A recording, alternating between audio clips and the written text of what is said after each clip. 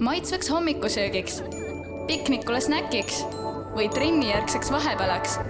Haara kaasa Lummus Foodsi desserthummus.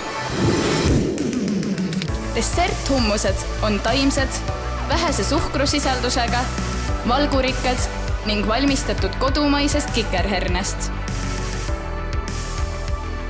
Kasuta hummust tipina puuviljadele ja marjadele. Naudi otse topsist koos meelepäraste lisanditega. Koge maitseelamust määrdena saial, riisigaletil või küpsetistel.